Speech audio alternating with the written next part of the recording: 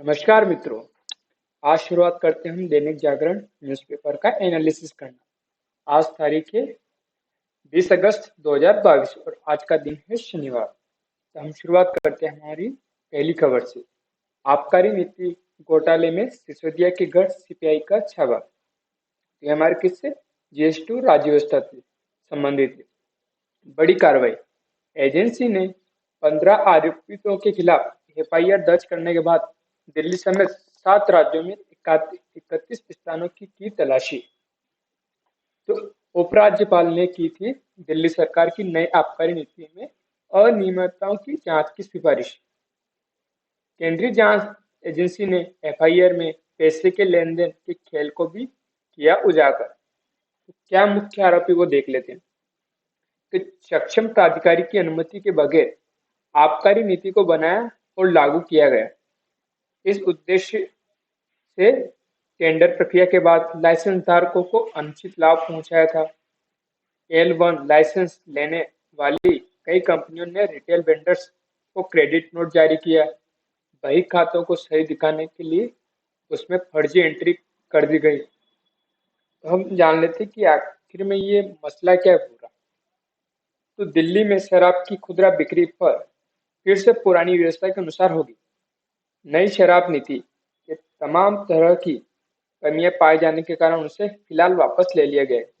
हम जिसकी आबकारी की बात करें ना, इसका मतलब होता है शराब का कारखाना या जहाँ शराब की बिक्री होती है या खरोद फरोख्त होती है, उसको बोलते हैं आबकारी। यानी दिल्ली में एक बार फिर से पुरानी शराब नीति लागू होगी।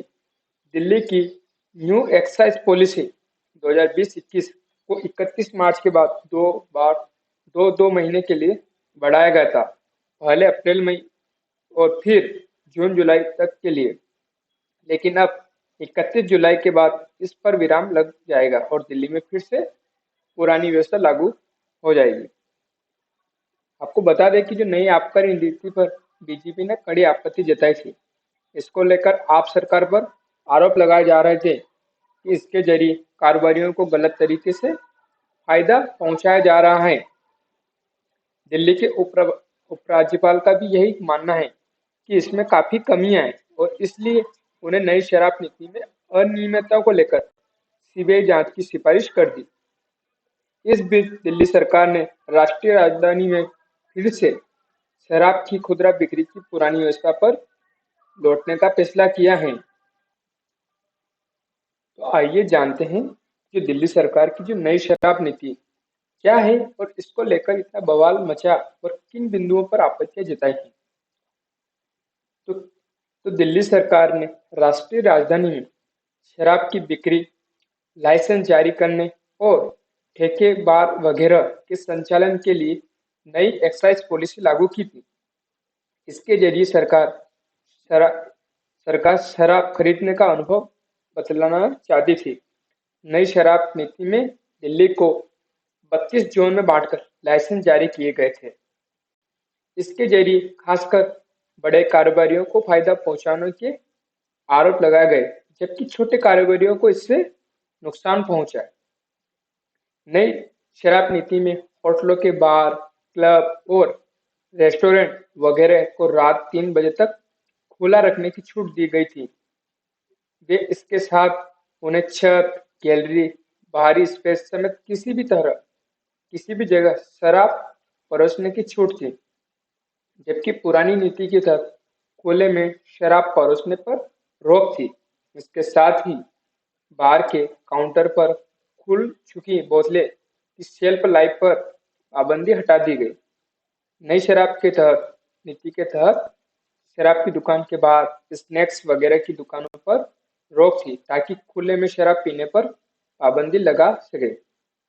इसके तहत सरकार किसी भी शराब की दुकान की मालिक नहीं हो सकती। वह शराब की दुकानों का मुंह मुख्य सड़क की ओर न होने को लेकर भी प्राविधान थे। तो यह इस तरह से ये मामला था। अब चलते हैं हमारी अगली खबर। भारतीय वायुसेना युद्धाभ्यास में भाग लेने पहुंचे ऑस्ट्रेलिया।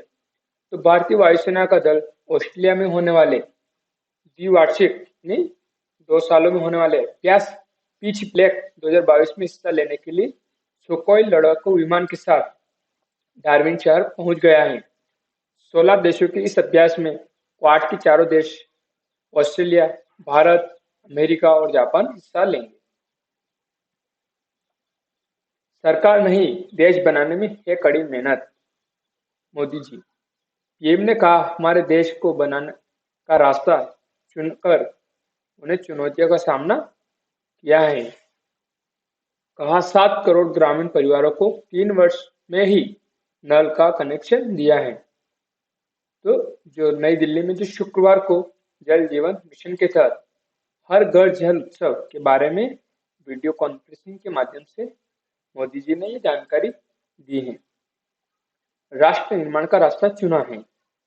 हर घर जल योजना के तहत 3 सालों के अंदर 7 करोड़ ग्रामीण घरों को पानी की पाइपलाइन से जोड़ दिया है। हर घर जल कार्यक्रम जल जीवन मिशन के तहत ग्रामीण क्षेत्रों के 10 करोड़ घर में नल से जल पहुंचाने में सफलता मिली है। ग्रामीण घरों से नल से जलापूर्ति की सुविधा दी गई है। गोवा देश का पहला राज्य और दमन दीव व दादरा नगर हवेली पहले केंद्र शासित प्रदेश बन गए हैं, जहां उन्होंने 100% घरों में नल से जल आपूर्ति की है। जल सुरक्षा पर प्राथमिकता के साथ काम किया जा रहा है। इस दौरान 8 वर्षों के दौरान कैच द रेन, अटल भूजल योजना और हर जिले के 75 अमृत सरोवर का निर्माण और नदियां जोड़ने के साथ जल जीवन मिशन का लक्ष्य जल संरक्षण भी है। तो जल जीवन मिशन से क्या होगा कि कहीं न कहीं जो दूर दराज के क्षेत्रों में जो महिला पानी लेने जाती थी, तो कहीं न कहीं अब उसका निदान हो जाएगा। तो कहीं न कहीं जो समय उन्हें पानी ले जाने और लाने में लगता था, उस समय का उपयोग वो कहीं न कहीं जो बच्चियाँ रहती है तो कहीं न कहीं शिक्षा में खर्च करेगी, कहीं न कहीं दूसरी जगह इन्वेस्ट करेगी, तो कहीं न कहीं उसका एक तरह से उनके कौशल विकास में भी लगा सकती है, उस समय को उसको पढ़ने में लगा सकती है। तो इस तरह से कहीं न कहीं ये एक तरह से किस तरह से अपने देश के विकास में फायदा देगा। कहीं न कहीं ये एक तरह से मौलिक सुविधा होती है, कहीं न कहीं हर आदमी को नल से जल मिलना ही चाहिए, स्वच्छ जल मिलना चाहिए। दिन में एक तरह से पर्याप्त जल की सुविधा भी होनी चाहिए, ताकि किसी भी आदमी को या किसी भी ग्रामीण घर में इस तरह की पानी की समस्या न हो। और कहीं न कहीं इस तरह से जो योजना है कि भूजल संरक्षण, जल संरक्षण और जो वर्षा का पानी है उसको संरक्षण करना है, क्योंकि हमें पता है कि कहीं न कहीं आने वाले समय में जो जल की जो समस्या है, यानी जो जल संकट है, वो कहीं न कहीं उसके संकेत मिलते हैं। तो कहीं न कहीं हमें अभी से कहीं न कहीं जल संरक्षण को लेकर सचेत रहना चाहिए, उसके प्रति जागरूक रहना चाहिए और जहाँ भी मिनिमम यानी जो ऑप्टिमम यूटिलाइजेशन है, उस तरह से करना चाहिए। अब चलते हैं हमारी अगली खबर। नई आबकारी नीति के विरोध में मुखर रहा भाजपा। तो जैसा हम इनकी बात कर ही रहे थे कि शराब पीने की उम्र कम करने, शराब की दुकानें ज्यादा देर तक खोलने सहित कई बदलाव किए गए। तो इसी से कहीं न कहीं जो विपक्षी की पार्टी है, उन्होंने कहीं न कहीं एक तरह से इसका विरोध भी जताया है और कहीं न कहीं इसमें अपनी आपत्तियां भी जताई हैं। धार्मिक स्थलों व शिक्षण संस्थानों के नजदीक और प्रतिबंधित स्थानों पर शराब की दुकानें खोलने का आरोप लगाया जा रहा है। अब चलते हैं। भारतीय वायु सैनिक युद्ध अभ्यास में भाग लेने पहुंचे ऑस्ट्रेलिया। जैसा मैं उसकी ऊपर बात कर रहे थे इसके लेकर कि क्वाड के साथ एशिया प्रशांत क्षेत्र के कई देश इसमें हिस्सा ले रहे हैं। 4 सुखोई लड़ाकू विमानों के साथ 100 भारतीय वायु सैनिक पहुंचे डार्विन, यानी डार्विन एक शहर है फ्रांस का, सॉरी माफ कीजिए ऑस्ट्रेलिया का। क्वाड देशों के बीच कूटनीतिक और रणनीतिक रिश्तों के साथ अब सैन्य सहयोग भी बढ़ रहा है। ऑस्ट्रेलिया में होने वाले पीस ब्लैक 2022 में भारत हिस्सा लेने पहुंच गया है। क्वाड के चारों देश ऑस्ट्रेलिया, भारत, अमेरिका, जापान के अलावा मलेशिया, इंडोनेशिया, फिलीपींस, दक्षिण कोरिया भी हिस्सा ले रहे हैं। एशिया प्रशांत क्षेत्र के देशों के बीच मजबूत होते रिश्ते जाहिर तौर पर चीन को असहज करते हैं। या कहीं न कहीं जो चीन की विस्तारवादी नीति है, एक तरह से उस पर कहीं न कहीं नियंत्रण भी रखेंगे। इंडो पैसिफिक क्षेत्र में शांति संतुलन स्थापित करेंगे। कहीं न कहीं जो चीन का बढ़ता प्रभुत्व है, उसको भी कहीं न कहीं एक तरह से प्रतिसंतुलित करेंगे। कहीं न कहीं जो इंडो पैसिफिक क्षेत्र में जो साउथ चाइना सी को लेकर है, जो इंटरनेशनल रूल्स है, कहीं न कहीं चीन उन सबका उल्लंघन करता है।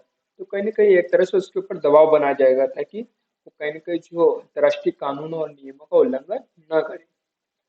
इस अभ्यास में जर्मनी, ब्रिटेन, फ्रांस जैसे यूरोप के प्रमुख देश भी शिरकत कर रहे हैं। तो एक तरह से कहीं न कहीं इससे चीन के ऊपर एक तरह से मानसिक दबाव बढ़ता है कि कहीं न कहीं जो इंडो पैसिफिक क्षेत्र में इस तरह की सैन्य अभ्यास होने से कहीं न कहीं एक संकेत जाता है चीन को या किसी भी देश को कि जो महासागर है वो खुले, समावेशी और स्वतंत्र होने चाहिए और आवाजाही में किसी को कोई परेशानी न होनी चाहिए और किसी का उनके ऊपर प्रभुत्व स्थापित नहीं होना चाहिए। इस तरह से संदेश देने का भी एक तरह से रहा है। ओम बिरला के नेतृत्व में राष्ट्रमंडल संसदीय सम्मेलन में शामिल होंगे प्रतिनिधिमंडल। तो लोकसभा अध्यक्ष ओम बिरला के नेतृत्व में भारतीय संसदीय प्रतिनिधिमंडल 20 से 26 अगस्त 2022 तक 65 राष्ट्रमंडल संसदीय सम्मेलन में शामिल होगा और ये सम्मेलन कनाडा के हैलिफैक्स में आयोजित होगा। तो भारत के राज्य विधानमंडलों के 23 पीठासीन अधिकारी और 16 सचिव भी भाग लेंगे जो राष्ट्रमंडल संसदीय संघ के सदस्य हैं। तो अब हम जान लेते हैं कि जो राष्ट्रमंडल संसदीय सम्मेलन है वो क्या है।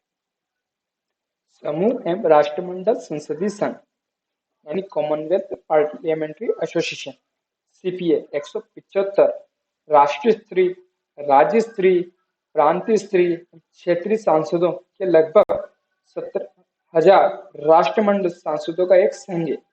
इसका लक्ष्य संवैधानिक, विधायी, आर्थिक, सामाजिक एवं सांस्कृतिक व्यवस्था के बारे में ज्ञान एवं समझ को बढ़ाना है।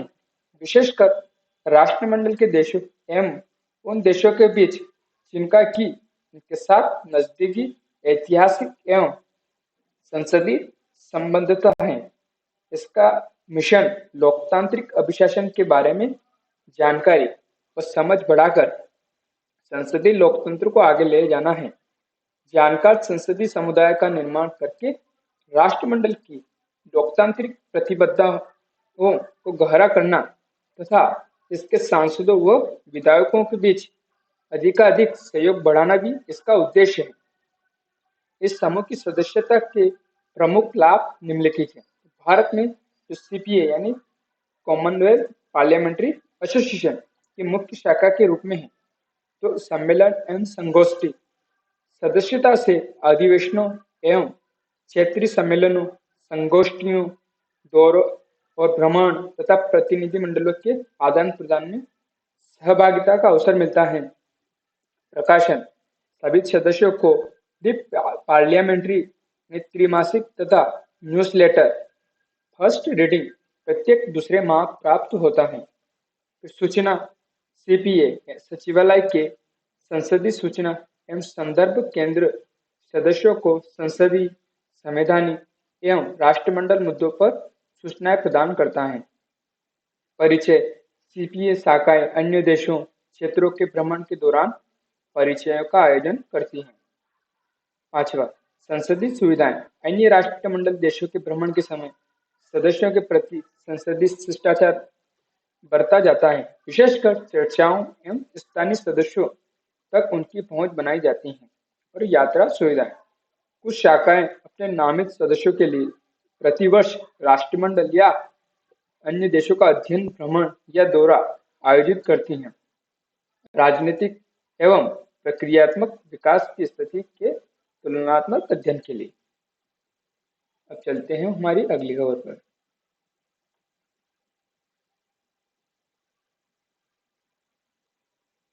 जैसा कि हमें पता है कि अब 22 अगस्त को फिर से सुनवाई हुई, किसको लेकर?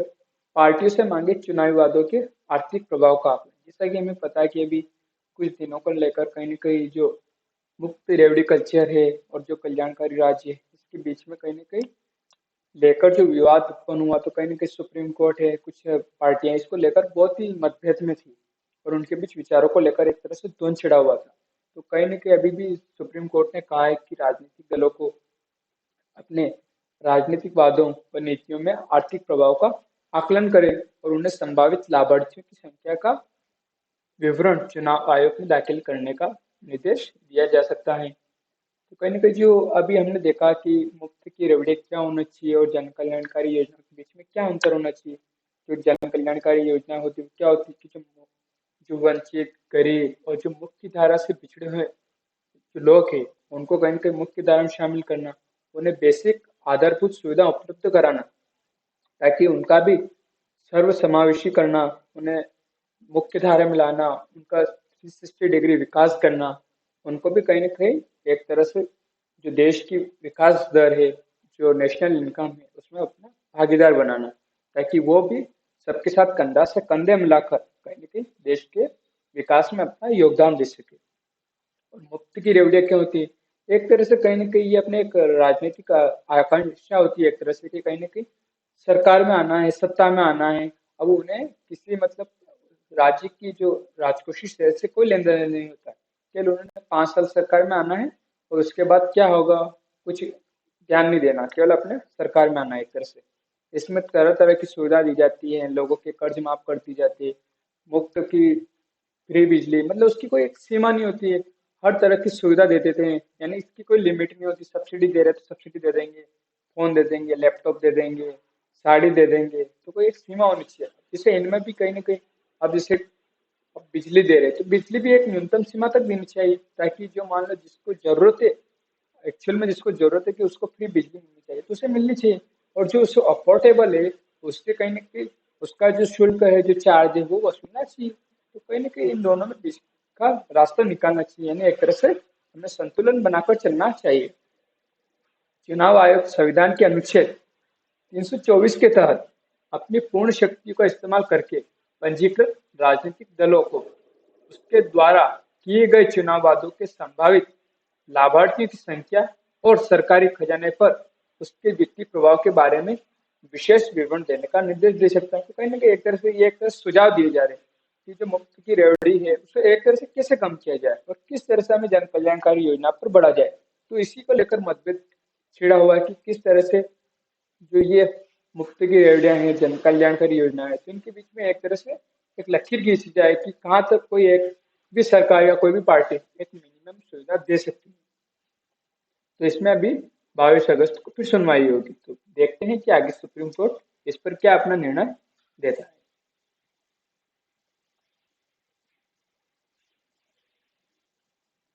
142 वर्ष में छठा सबसे गर्म रहा इस बार का जुलाई माह।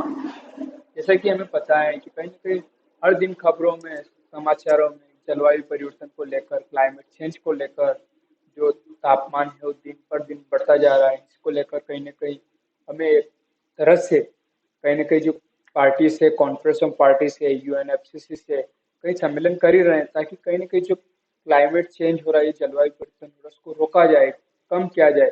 किसी भी तरह जो वैश्विक तापमान है उसको कम किया जाए। तो इस तरह से इस बार इस रिपोर्ट में बताया गया है कि कहीं की जो हर साल जुलाई महीने का तापमान वृद्धि दर बढ़ती जा रही है, औसतन तापमान से हमेशा ज्यादा ही रहा है।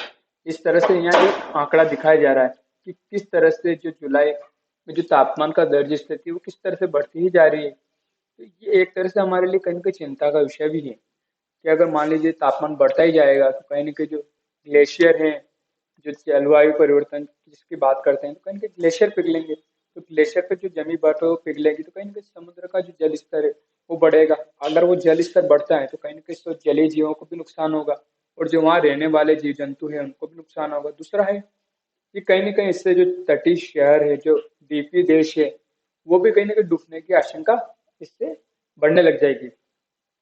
दूसरा है कि जलवायु परिवर्तन होता है तो कहीं ना कहीं अभी जैसे हमें पता है कि इस बार सरकार ने जो गेहूं और चावल का जो फॉर्मूला है उसको बदल दिया है। तो अब क्यों बदला था? जिससे हमें पता है कि इस बार जो गेहूं है उसकी फसल जो उत्पादन था उसमें कमी है, तो उसको उत्पादन का क्या वजह थी? हमें पता है कि जैसे इस बार तापमान में वृद्धि होने से जो गेहूं की जो बालियां रहती वो पक नहीं पाई अच्छे से, तो कहीं ना कहीं इस बार खाद्यान्न की जो फॉर्मूला था उससे बदलना पड़ा। तो कहीं ना कहीं एक तरह से हमारे लिए संकेत होते हैं, एक तरह से चेतावनी होती है कि हमें आने वाले समय में हमारी नीतियों को भी बदलना है और कहीं न कहीं जो जलवायु परिवर्तन से लड़ने के लिए और इसे कम करने के लिए सभी देशों को साथ मिलकर भी काम करना पड़ेगा। हमें ग्रीन टेक्नोलॉजी पर काम करना पड़ेगा, ग्रीन फाइनेंस है, ग्रीन जीडीपी की तरफ बढ़ना पड़ेगा। कहीं न कहीं हमें रिन्यूएबल सोर्स से एनर्जी है, उसे लेना पड़ेगा। तो इस तरह से हमें कहीं न कहीं इस तरह से इस चीज़ को देखना है। ये हमारे एग्ज़ाम पर्सपेक्टिव से किस तरह से महत्वपूर्ण हो सकती है।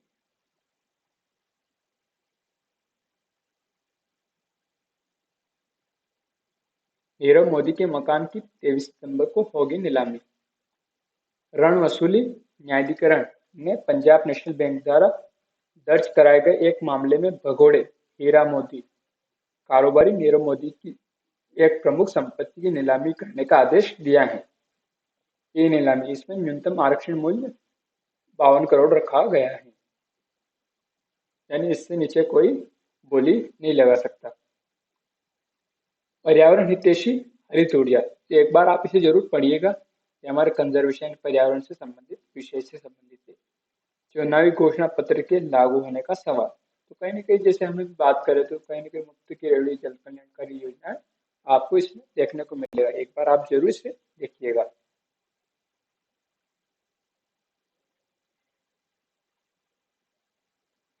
भारतीय खिलौनों से खेल रहे हैं विदेशी बच्चे। भारतीय खिलौनों से खेल रहे हैं विदेशी बच्चे, जीएसटी इंडियन इकोनॉमी। 3 साल में खिलौने का आयात 70% कम हुआ, निर्यात 60% बढ़ा। अब ये हमारे किस लिहाज से महत्वपूर्ण होती है, क्योंकि जिससे आयात निर्यात की बात की, खिलौने की बात की, तो कहीं ना कहीं एक तरह से ये हमारे विदेशी मुद्रा भंडार है। एक तो हमारे विकास से, हमारी जीडीपी से, हमारे यहाँ के जो छोटे उद्योग धंधे हैं, जो यहाँ के युवा हैं, तो उन सबको कहीं ना कहीं एक तरह से प्रभावित करता है। गुणवत्ता नियंत्रण, सरकारी प्रयास और खिलौना उद्यमियों के दिल में आत्मनिर्भर बनने की चाहत ने पूरे खिलौना उद्योग के परिदृश्य को ही बदल दिया है। सिर्फ 3-4 साल में के पहले तक भारत में बिकने वाला 85% खिलौना आयात किए जाते थे। खिलौना उद्योग में आने वाले इतने बड़े बदलाव को देखते हैं कि देश विकसित हो रहा है। 32 टॉय क्लस्टर हैं और इनमें कई इकाइयों में यूनिट लग चुकी है और जिन्होंने उत्पादन शुरू कर दिया। तो हम थोड़ा सा जो वाणिज्य और उद्योग मंत्रालय ने जो के मुताबिक जो आंकड़ा प्रस्तुत किया है, एक बार उसको समझने का प्रयास करते हैं। वित्त वर्ष 2018-19 में भारत ने 37.1 करोड़ डॉलर का खिलौना आयात किया था, जो वित्त वर्ष 2021-22 में घटकर 11 करोड़ रह गया है। वित्त वर्ष 2018-19 में भारत ने 20 करोड़ डॉलर का खिलौना निर्यात किया था, जो वित्त वर्ष 2021-22 में बढ़कर 32.6 करोड़ डॉलर रह गया, मतलब हो गया है। तो कहीं ना कहीं एक तरह से निर्यात में बढ़ोतरी, आयात में कमी है ये। तो कहीं ना कहीं इससे क्या फायदा होगा, कहीं ना कहीं जो हमारे एमएसएमई है, जो छोटे कुटीर और लघु उद्योग है, उनको बढ़ावा मिलेगा। उनको बढ़ावा मिलने से क्या होगा, कहीं ना कहीं एक तो हमें पता है कि एमएसएमई कई लोगों को रोजगार मुहैया कराता है, तो कहीं ना कहीं इससे लोगों को रोजगार मिलेगा। तो कहीं ना कहीं जो बेरोजगारी की समस्या है उस पर कहीं ना कहीं एक तरह से शिकंजा कसेगा या उसे कम करने में एक तरह से हमें सहायता मिलेगी। दूसरा है कि कहीं ना कहीं अगर खिलौने का प्रोडक्शन बढ़ेगा तो कहीं ना कहीं हमारी जीडीपी में भी बढ़ोतरी होगी। अगर जीडीपी बढ़ती है तो कहीं ना कहीं हमारी नेशनल इनकम बढ़ेगी। अगर नेशनल इनकम बढ़ती है तो कहीं ना कहीं हमारी जो पर कैपिटल इनकम है वो भी बढ़ोतरी होगी। तो कहीं ना कहीं अगर लोगों की इनकम बढ़ेगी तो इनकम बढ़ने से कहीं ना कहीं सेविंग बढ़ेगी। सेविंग बढ़ेगी तो कहीं ना कहीं उसको निवेश करेंगे, और निवेश कहाँ करेंगे, कोई शिक्षा में करेगा, कोई स्वास्थ्य पर करेगा, कोई टेक्नोलॉजी पर करेगा, कोई नई नई चीजें सीखने पर करेगा। तो कहीं ना कहीं इससे देश का जो चहुमुखी विकास है उसमें भी कहीं ना कहीं फायदा मिलेगा। कहीं ना कहीं जो लोग गरीबी के दुष्चक्र में फंसे हुए हैं उन्हें भी निकालने में फायदा मिलेगा। दूसरा है कि इससे सरकार को राजस्व में बढ़ोतरी होगी। तो कहीं ना कहीं जो कल्याणकारी खर्च है, यानी जो पूंजीगत व्यय है, उसमें भी बढ़ोतरी होगी। तो कहीं ना कहीं एक तरह से हमें इस तरह से इस खबर को देखना है कि ये हमारे किस लिहाज से महत्वपूर्ण हो सकती है। अब चलते हैं हमारे अगली खबर। भारतीय अर्थव्यवस्था में विदेशी निवेश का बढ़ने लगा भरोसा। तो वित्त मंत्रालय ने कहा, विकास और महंगाई के मोर्चे पर भी पहले के मुकाबले स्थिति अब बेहतर है। तो कहीं ना कहीं विदेशी जो निवेशक है उनका विश्वास एक तरह से भारत पर बढ़ा है। तो कहीं ना कहीं इसीलिए जो वो अपना जो निवेश है, यानी जो बढ़ा रहे हैं विदेशी पोर्टफोलियो निवेशक, जिसे हम एक आई यानी फॉरेन इंस्टीट्यूशनल इन्वेस्टर भी कहते हैं। तो कहीं ना कहीं वो हमारे देश में जो शेयर मार्केट है उसमें निवेश बढ़ा रहे हैं। तो कहीं ना कहीं एक तरह से इससे हमारे लिए अच्छे संकेत भी है कि कहीं ना कहीं हमारी जो देश है एक तरह से विकास की जो दर है वो भी बढ़ रही है, और दूसरा है कि उनके निवेश आने से कहीं ना कहीं एक तरह से जो देश की विकास गति दर है उसको बढ़ाए रखना और उसको बढ़ावा देने में मदद मिलेगा। और दूसरा है कि इससे एक मजबूत संकेत जाता है कि कहीं ना कहीं भारत की अर्थव्यवस्था है अब विकसित होने की राह पर आगे और तेज गति से निकल चुकी है। कहीं ना कहीं महंगाई दर में भी अभी आरबीआई ने कहीं ना कहीं जो रेट थी तो उससे भी कहीं ना कहीं जो महंगाई दर है जो सीपीआई है वो भी कहीं ना कहीं थोड़ी नीचे आई है। इसी संबंध में अपन ये अगली खबर देखते हैं। अस्वीकार्य रूप से उच्च स्तर पर बनी हुई है महंगाई दर, ऐसा किसने कहा है? दास जी यानी आरबीआई गवर्नर जी ने, शक्तिकांत दास जी ने कहा। भू राजनीतिक तनाव, अस्थिर वैश्विक कमोडिटी कीमतों और वित्तीय बाजार में आने वाले प्रतिकूल संकेतों की वजह से अनिश्चितता बनी हुई थी, और इन्हीं की स्थिति में मुद्रास्फीति की स्थिति आर्थिक गतिविधियों के आधार पर हम परिस्थिति के अनुसार साझेदारी के साथ सही कदम उठाएंगे। तो कहीं ना कहीं इसी को देखते हुए अभी आरबीआई ने मॉनेटरी पॉलिसी कमेटी की थी कुछ दिनों पहले, तो उसमें कहीं ना कहीं रेपो रेट में वृद्धि की गई थी ताकि महंगाई को नियंत्रित किया जा सके।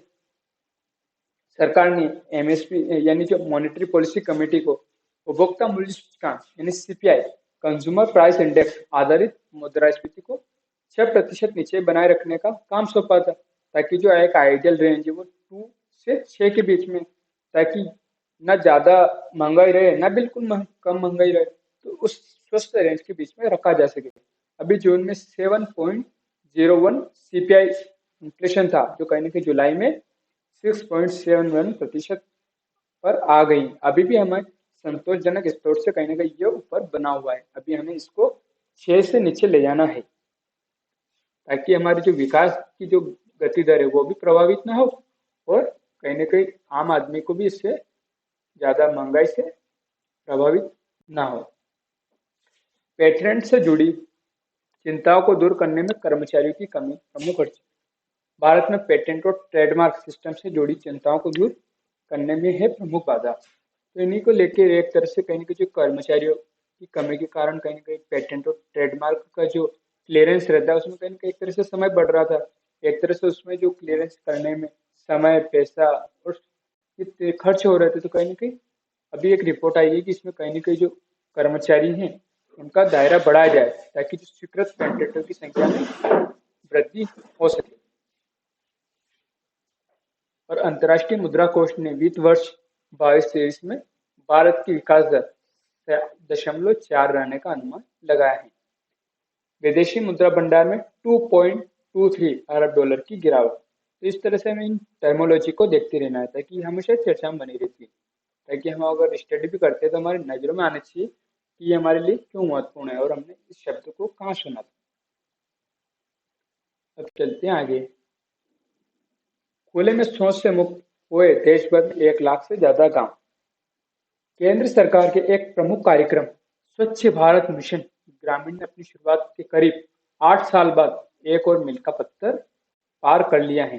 देश भर में 1 लाख से ऊपर गांवों ने खुद को खुले में शौच से मुक्त यानी ओडीएफ यानी ओपन डेफिकेशन फ्री प्लस घोषित कर दिया है। ये गांव अपना ओडीएफ दर्जा बनाए हुए हैं और ठोस एवं तरल अपशिष्ट के प्रबंधन के लिए प्रणालियां स्थापित की हैं। ये गांव स्वच्छ, हरा भरा और ज्यादा स्वस्थ बनाने की दिशा में भी काम कर रहे हैं। स्वस्थ भारत की शुरुआत कहीं ना कहीं 2014 में हुई थी। देश को खुले में शौच से मुक्त बनाया जाना है इसका लक्ष्य, जो स्वच्छ भारत मिशन था।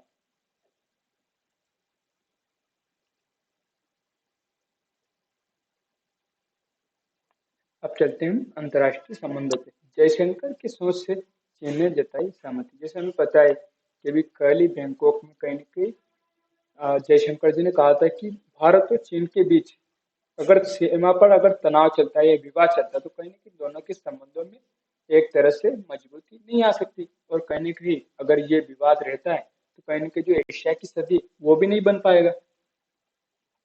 एशिया महाद्वीप की सदी बनने के लिए चीन, भारत और अन्य क्षेत्रीय देशों को तेज विकास करना होगा, तभी हम एशिया सदी बन पाएंगे। यानी एक तरह से कहना चाह रहे हैं कि अगर एशिया सदी का मतलब है कि हमें जो एशिया महाद्वीप के जो क्षेत्र है, जो देश है, उनकी जो अर्थव्यवस्था उनको मजबूत बनाना है, सुदृढ़ बनाना है, उनका जो आयात कम करके निर्यात बढ़ाना है और उन्हें एक तरह से आत्मनिर्भर बनाना है।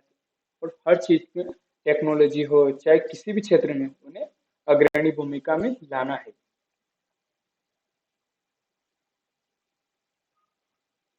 रूसी सैन्य डिपो के पास फिर धमाके, दो गांवों से लोगों को बाहर निकाला गया। यूएन महासचिव ने की जेलेंस्की से मुलाकात।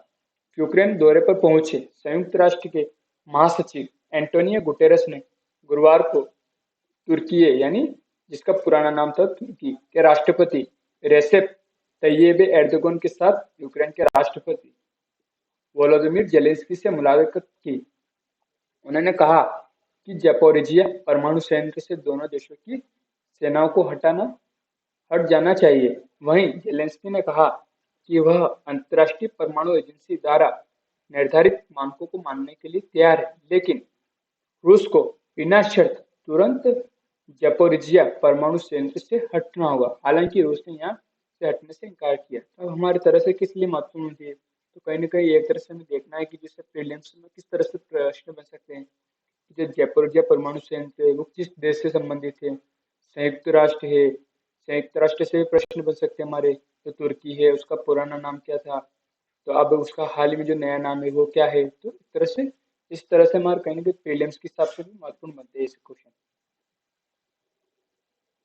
अब चलते हैं हम अमेरिका के पूर्व एनएसए ने दोहा समझौते को बताया बड़ी चूक। जैसा कि हमें पता है कि जो अमेरिका और तालिबान के बीच जो दोहा समझौता हुआ था, एक तरह से उसी को लेकर एनएसए ने एक अपनी मतलब बड़ी अमेरिका की चूक बताया कि अमेरिका ने बहुत बड़ी गलती की इसको लेकर। तालिबान अफगानिस्तान की जनता के प्रति अपनी प्रतिबद्धताओं को पूरा करने में विफल रहा है। तो कहीं न कहीं एक तरह से जो जॉन बोल्टन ने कहा कि प्रतिबद्धता निभाने में विफल रहा है तालिबान। बड़ी संख्या में विदेशी लड़ाके लौट आए अफगानिस्तान में। तो कहीं न कहीं इसी को लेकर उन्होंने चिंता व्यक्त की। नई नीतियों से जन्मदर बढ़ाने के प्रयास में है चीन। जैसा कि हमें पता है कि जो चीन की जो वर्किंग एज पॉपुलेशन है वो धीरे धीरे घटती जा रही थी और वहाँ कहीं न कहीं जो वृद्धजन है उनकी संख्या बढ़ती जा रही थी। तो कहीं न कहीं इससे जो चीन का जो सपना था वर्ल्ड पावर बनने का उसमें भी कहीं न कहीं एक तरह से धक्का लगा था। तो उसी को देखते हुए चीन ने क्या एक नई नीति लाई है। देश में गिरती जन्मदर से चिंतित चीन जनसंख्या बढ़ाने के लिए नई नीतियों का सहारा ले रहा है। चीन अधिकारियों ने संतुलित दीर्घकालिक जनसंख्या विकास को बढ़ावा देने के लिए प्रसव पूर्व और प्रसव के बाद सहायता के लिए नीतियां पेश की हैं। मातृत्व देखभाल, सार्वजनिक शिशु देखभाल सेवाओं में भी कहीं न कहीं अब उन्होंने इसको बढ़ाने के लिए गाइडलाइंस भी जारी की। हाउसिंग, करों में छूट के प्रावधान के साथ प्रजनन के अनुकूल कार्यस्थल शामिल है और मातृत्व बीमा का विस्तार भी किया है ताकि कहीं न कहीं जो जन्म दर है उसको बढ़ाया जा सके।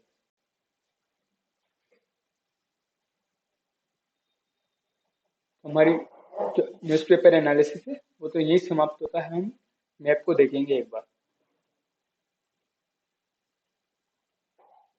हम चलते हैं ऑस्ट्रेलिया के मैप से। तो ये है ऑस्ट्रेलिया का मैप और ये है डार्विन जहाँ अभी सैन्य अभ्यास होगा। कौन सा? Pitch Black 2022। तो इसी के उत्तरी क्षेत्र में आ गया अरफारो अराफोरा सी, इधर टाइमर सी, ये ईस्ट तिमोर, ये इंडोनेशिया का क्षेत्र है, जकार्ता, ये इंडियन ओशन यानी कहीं ना कहीं जो पूर्व पश्चिम की साइड इंडियन ओशन आ गया और माफ माफ कीजिए पश्चिम की साइड इंडियन ओशन आ गया और पूर्व की साइड पैसिफिक ओशन आ गया। इधर कोरल रीफ, ये एक तरह से ग्रेट बैरियर रीफ्स आ गई है जो कहीं ना कहीं प्रश्न हमारे बनते रहते हैं। ये टोरस स्टेट कहीं ना कहीं जो ये गल्फ ऑफ कार्पेंट्रिया और ये केप योर्क पेनिनसुला और किसके बीच में है? तो पपुआ न्यू गिनी के बीच में कौन सी स्टेट है? टोरस स्टेट से। और किस किस को एक तरह से जोड़ने का काम करी है? तो इधर आ गया अराफोरा सी और पैसिफिक ओशन, इन दोनों को जोड़ने का काम कर रही है। इधर कोरल सी आ गया है और उसके बाद इधर ब्रिस्बेन, इधर सिडनी, कैनबरा और कैपिटल टेरिटरी कौन, कैनबेरा। और नीचे तस्मान सी, पैसिफिक ओशन। और ये बास स्टेट किस किस के बीच में आ गए, तो कहीं ना कहीं इसके मेलबर्न और ये तस्मानिया जो क्षेत्र दोनों के बीच में आ गई है। बास स्टेट किसको जोड़ रही है, तो तस्मान सी को कहीं ना कहीं इंडियन ओशन, या एक तरह से कहो तो इंडियन ओशन और पैसिफिक ओशन को जोड़ रही है, तो कहीं ना कहीं। और ये ग्रेट ऑस्ट्रेलियन ब्राइट बाइट किससे मदद, जो ऑस्ट्रेलिया के दक्षिणी छोर पर आ गई है। तो ऑस्ट्रेलिया को कितने क्षेत्रों में बांट रखा, तो एक तो ये क्वींसलैंड हो गया, न्यू साउथ वेल्स हो गया, नॉर्थ टेरिटरी, ये साउथ ऑस्ट्रेलिया, एक वेस्टर्न ऑस्ट्रेलिया आ गया। इसी के बीच से कहीं ना कहीं ट्रॉपिक ऑफ कैंसर होकर गुजर रहे हैं। जो डार्विन की बात कर रहे हैं वो कौन से क्षेत्र में आ गया, तो नॉर्थ टेरिटरी में आ गया है। और इसके कौन कौन से शहर महत्वपूर्ण हो सकते हैं, तो कहीं ना कहीं एक तरह से एडिलेट, एडिलेट हो गया, इधर विक्टोरिया हो गया, यानी विक्टोरिया के जो अंदर मेलबर्न है, और ये एक तरह से तस्मानिया, यानी दोनों के बीच में बास स्टेट है। ये तस्मानिया में होबार्ट आ गया, इधर किस साइड में न्यूजीलैंड आ जाएगा, इधर सिडनी, कैनबरा, न्यू कोस्टल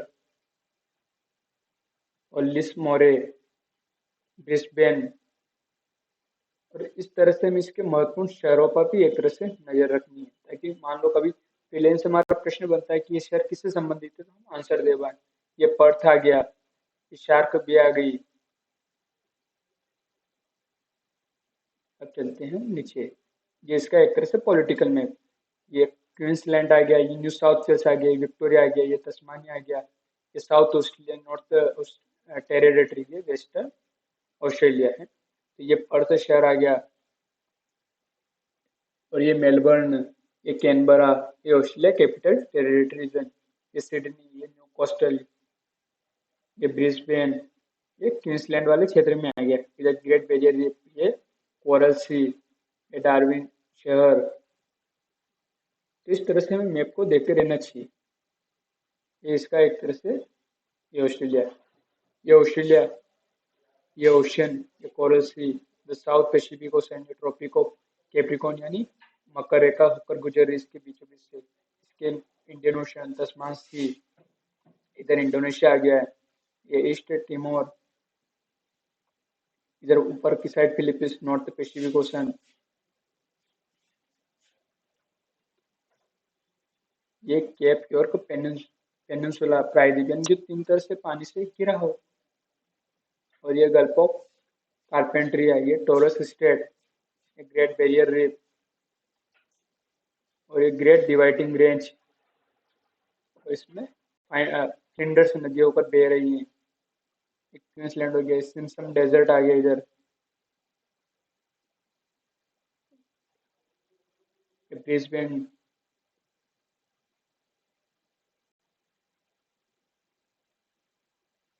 इसका एक क्षेत्र दिखा रखा है, ये वाला क्षेत्र दिखा रखा है, Great Barrier Reef, the Brisbane, New South Wales Capital Territory Victoria, Tasmania, South Australia, North Territory, Western Australia, Indian Ocean, Timor Sea, Pacific ocean.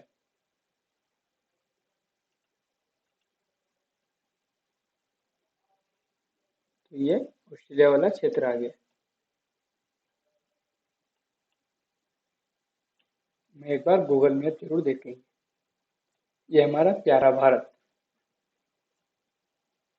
अब मान लो हमें भारत से ऑस्ट्रेलिया जाना है, तो हम कौन सा रास्ता चॉइस करेंगे। हम सबसे पहले देख लेते हैं कि कौन कौन से रास्ते हो सकते हैं ऑस्ट्रेलिया के जाने के, और कहाँ जाना है हमें। तो ये हमें जाना है डार्विन शहर, यानी नॉर्थ टेरिटरी वाले रीजन पे जाना है, किसके, ऑस्ट्रेलिया के। तो कौन कौन से रास्ते हो सकते हैं, तो एक तो बे ऑफ बंगाल से होते हुए सीधा ये वाला रास्ता हो सकता था, यानी यहाँ बे ऑफ बंगाल से होते हुए हम कहीं ना कहीं टिमोर सी से होते हुए कहीं ना कहीं नॉर्थ टेरिटरी वाले क्षेत्र में पहुंच सकते थे। और कौन कौन से रास्ते हो सकते थे, तो कहीं ना कहीं बे ऑफ बंगाल, अंडमान सी से होते हुए, कहीं ना कहीं मलक्का स्टेट से होते हुए, कहीं ना कहीं कारिमा स्टेट से होते हुए, जावा सी से होते हुए, कहीं ना कहीं जो फ्लोरिस सी से होते हुए, बांडा सी से होते हुए, कहीं ना कहीं तो टाइमर सी से कहीं ना कहीं नॉर्थ टेरिटरी के अंदर पहुंचते थे। तो इस तरह से देखते थे कि हम कौन कौन से देशों से होकर गुजर सकते हैं। मान लो हम नेवल शिप लेकर निकलते तो हमें कहाँ कहाँ, मतलब मान लो रसद के लिए मान लो रुकना हो तो हम कहाँ कहाँ रुक सकते थे। तो इस तरह से हमें देखते रहना चाहिए कि यहाँ से निकल रहे मलक्का स्टेट से होकर तो कहीं एक तरह से यहाँ सिंगापुर आ सकता था, इधर जकार्ता आ सकता था, जकार्ता से होते हुए हम